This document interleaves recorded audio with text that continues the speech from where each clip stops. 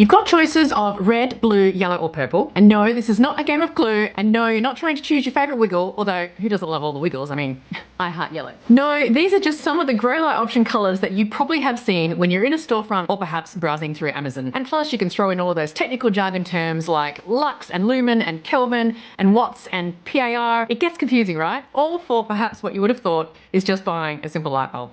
Well, admittedly, when it comes to plants, not all lights are equal, but there are plenty to choose from. And today I've got you covered, don't you worry. We're going to break it down as simply as we can, and I'm going to take you through how I buy a grow light and what I look at in which steps.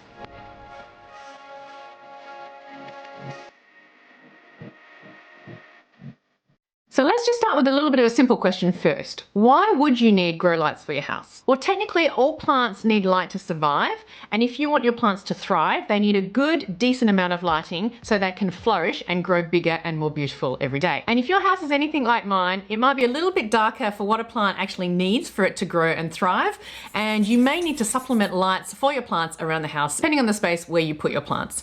Of course, there are plants that you can buy that are good for lower light conditions. I've made a whole video around that here if you want to go and check it out. But ultimately, you need a bright spot for your plants to thrive in and love you back as much as possible. I've had plants that have been in dark spaces where they've become leggy, they just haven't grown, and they just haven't flowered because they haven't had enough light. So I use a lot of different grow lights around my house. I have over 200 plants, so there's quite a few lights here. Grow lights just give them that extra boost they need to help keep them flourishing and keep them happy. And of course, during winter, when the days are shorter and it's a little bit darker, grow lights can be a lifesaver to help plants thrive through winter. Okay, so let's go in order of how I would choose a grow light. So the first thing that you have to look at when you're looking for a grow light is the spot that you're going to put it in. It may seem simple, but the space that you're going to put your plant and the plant light in is going to dictate a lot of the style and the size and the shape of the light you need. So first things to look at in the space is, do you have an electrical outlet? Is there a power cord somewhere nearby? Because your light will need power cord. I have tried using non-corded or wireless lights that you have to plug into a USB to recharge. I can tell you, if your lights are going to be on 10 to 12 hours a day, it's just a nightmare. Don't go there. Get one with a cord. It's a lot easier. Save yourself the trouble. Plus also, where is the light going to sit? Is it going to sit on the floor? Do you have a really big plant? Do you have a small plant on a desk? You can also buy lights that have a clip on them and they can clip onto the side of a cabinet or the side of a desk. Ultimately though, you just want to find a light that's going to cover as much of the plant as possible without getting too close to the light to burn the leaves. You don't want it too close, because I have also had that done in my IKEA cabinet setup. Again, I haven't done a whole video about that,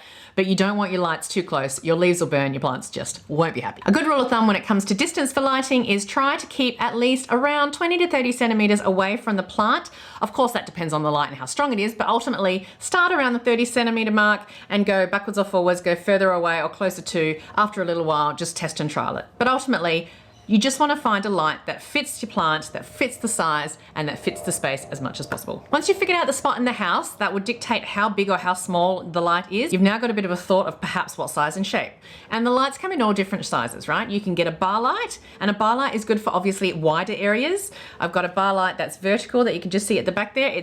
It's helping with a big amount of light for a wider amount of space. I really love it, and that's a really strong light as well. You can get a ring light, and a ring light will focus downwards onto the plant, but it is a wider space. Or you can buy bulbs that fit into the light shades that you already got, and bulbs will be very, very focused. You can also, of course, buy grow lights that have 2 or 3 different light bulbs coming off them that you can maneuver and twist and shape to what you need, and they're actually pretty cool when it comes to shelving. So that's definitely one I would also recommend. But again, the size and the shape of the plant and the space within your house will start to really tell you what type of light size and shape and volume and strength that you need to buy. So once you've looked at the space and you've got the size and the shape, and you may have 1 or 2 different ideas in your mind, that's fine at this stage, don't worry.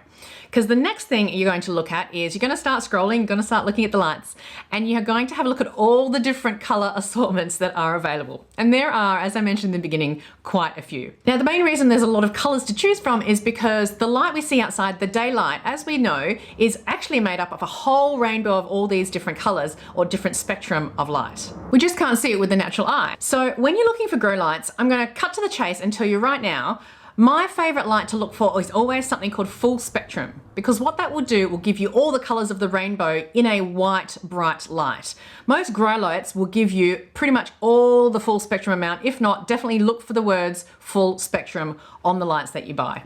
You don't have to go that way. That's what grow lights are really made of. That's probably a little bit more on the expensive side, but I guess that kind of guarantees that you've got all the different wavelengths or all the different colors of the rainbow in that one bright light. So therefore, it'll give the plant everything that it needs. However, if you want to dive into the colors a little bit more, a really top line view of how those colors work out is if you've got a white light that's a little bit cooler and really on the blue side, the blue wavelength in a light is really good to help build chlorophyll. And chlorophyll is, of course, the main green part of leaves, which is what I love as a tropical plant lady. And I love getting big, green, leafy, luscious growth. So I'll really make sure that I have really bright white, almost a little bit on the cooler side, where the blue light really comes through. And that helps me grow the plant leaves, the plant stems, and is actually also really good for root growth. So overall plant health is really helped by the blue light. You can go down to the red part of the light, the red spectrum, and the red actually really helps with fruiting and flowering. So if you want to really focus on flowering plants, you can have a little bit more red in the light, and you can put the blue and the red together. You will see purple lights available, and it's actually good for really young plants and seedlings. You can also find yellow lights out there, and yellow lights is just perhaps a warmer temperature when it comes to the lights. We'll talk a little bit about the warmth and coolness colors in a moment, but what yellow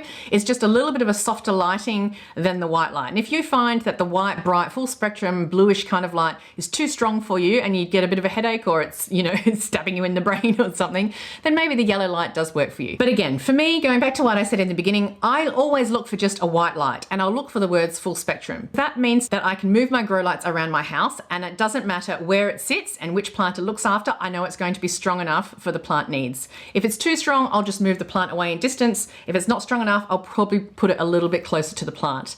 It also means, of course, not moving the grow lights, but moving my plants around as well. It just gives me a good amount of choice and variety when it comes to positioning my plants around my house, because I can tell you now, I do move them around quite a bit when they grow large, etc., etc. You may have heard the term PAR mentioned around. PAR, it stands for photosynthetically active radiation. Don't worry about that. I honestly don't really worry about PAR, because again, if I go back to full spectrum, I'm getting all the different colors and the wavelengths my plants will need. But ultimately, PAR just refers to the actual wavelengths that the light is giving the plant. And different wavelengths can get into the plant cells in different ways. In simpler terms, PAR just tells you not how bright the light is, but how useful the light is for your plants. If you want to know more about PAR, I'll put a little bit more detail in the comments below. Again, I don't really look at it when it comes to searching for lights through Google or Amazon or anything. I just worry about the color, and that helps me mainly. And just to ask, if you are getting value from this video, please do make sure you like the video as much as possible. It tells the YouTube algorithm to get my channel out there. If there's any information more that I don't include in this video, please do just ask in the comments below. I'll try to answer as best as possible, as clear as I can. And every grow light that I have talked through as much as possible, I will try and add in the comments below. Some will be affiliate links, some won't be affiliate links, because I do just buy them wherever I find them at a good cheap price that has the specs I need. Okay, so now you've started searching, you're probably getting more of an idea now by scrolling or by the store of what size you need, what shape you need, and now you've probably figured out the color that you need depending on what you need for your plant. So once you've started to figure out the color that you need, especially if you're going for a white light, you'll probably start looking at the light itself, and you might see something around Kelvin or lumens. Kelvin just refers to the warmth or the coolness of your light. So if it's a warmer color, it'll be a little bit more yellow, and it'll be a lower number in the Kelvin range. It'll be about 3,000, 3,500 Kelvin. You can get higher, that's more of an office white, that's the really stark, bright, bluish white light. If you want to emulate the daylight outside and bring it in, because that's always what I try and do, then I will look for between 5,000 and 6,000 Kelvin, because that is what it is outside. Then right next to Kelvin, you'll see lumens. Now think of lumen stands for illumination or lumination, or I think of the Minions when I think of illumination, but that's beside the point, more yellow. But lumens stands for the amount of light flowing from your light bulb. I know that sounds a bit weird, but it's basically, think of something that's probably less bright or more bright. When you're looking at the numbers, try not to go below 1,000 lumen. 1,000 to 1,500 lumen is about the same as a shady spot outside. In my personal opinion, anything below 1000 lumen isn't doing your plants justice. I don't think it's enough. However, if again you want to emulate the daylight outside, try and get as close to around 3000 lumen as possible. So the daylight outside represents around 3,000 to 4,000 lumen. Sometimes it's hard to find a number that high when you're looking at Kelvin and lumen together, especially if you're buying it from a big box store or a hardware store. So just try and get as close to the 3000 number as possible again if you want to have a bright light that is representing the daylight outside. And then the final term you might hear in plant conversations for those who love their lights and love their plants is the term lux. Lux just stands for the intensity of the light coming from the light bulb. So if the flow of light is strong, then the intensity from that flow of light is going to be strong. So they are very much related. Technically, if you really want to get mathematical, 1 lux equals 1 lumen per square foot. I personally don't really worry too much about lux. I just try and go for the highest lumen possible, and therefore that will give me as much lux as possible. So wrapping that all up, Kelvin is the temperature color of the light. Lumen is the amount of flow of light coming from the light source, and then lux is the intensity of that light flow or that light source. So they do all flow in together. And again, if it's me, what I look for in my lights, I look for representing the daylight outside. So Kelvin, I will aim for around the 5000 mark. Lumen, I'll go as close to 3000 as possible, again, to represent daylight. And lux, I don't even look at it, but again, I'll just go for a higher number as much as possible. Do remember though that the intensity of the light does also change when you put the light bulb itself or the light source itself closer or further away from your plant. So again, lux can vary when you're buying the light globe. So technically I would concentrate on lumen and Kelvin, and that's normally what I find is on the packaging. I hope that all makes sense. I'll put as much detail as I can in the comments below. Now, in saying all of that, I must admit, I don't always buy grow lights, specific grow lights. I do, especially if I want to make my plants really healthy and bright and I really want to concentrate on probably my more expensive plants. But you can buy lights from your big box store, from your hardware store, and they will still help your plants grow. They're probably just not as strong as a full spectrum grow light will be, but they're also not as expensive. So you can buy an LED light or a halogen light from a store, and LED lights can be a little bit more costly up front, but they will give you the minimum amount of light required for a plant to grow. I have got some LED lights. I have them on top of my propagation boxes and they still work wonders, and my propagations are growing healthily. So I still do recommend them.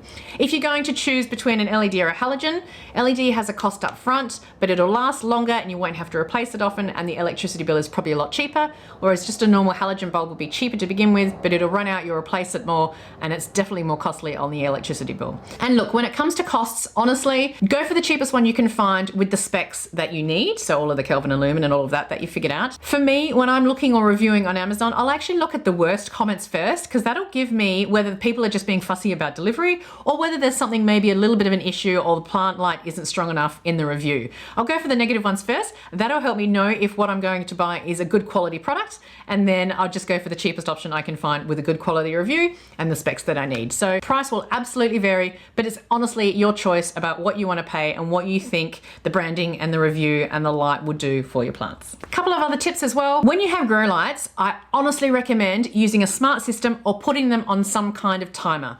So if you're going to keep lights on inside, your plants need at least 10 to 12 hours of light every single day. You can actually keep the lights on as far as 14 to 16 hours per day. Just make sure you turn them off at the end of the day, because plants also need to rest just like us humans. They need a rest phase at night and then they have a growth phase during the day. I only leave my lights on for 10 to 12 hours. I don't have them on longer because I don't want my electricity bill to be huge with all the grow lights I have, but ultimately 10 to 12 hours is plenty, and a timer helps amazingly. Another tip is I have had people ask if bright lights, bright grow lights are dangerous for your eyes. And to be fair, they can be if you stare at them for 5 hours a day, every week. It's just like staring at the sun. You wouldn't go out and just stare at the sun directly. So try not to stare at your grow lights directly. But if you've got your grow lights facing your plants and not you, then you'll be absolutely fine. If you've got one right near a desk or something, perhaps just turn it away and make sure it's not brightly in your eyes for a long period of time. But ultimately, they're more safe if you use them correctly. And just remember, while lights are really, really important for plants, it's not the only thing that your plants need. You need to set up the right environment so your plants will thrive. If you want to know more, I've created an amazing video about how to help your plants grow faster, so make sure you click on that next. Thanks for watching. I hope you have a week full of leaves, love, and a lot of laughter. I'll see you in the next one. Bye.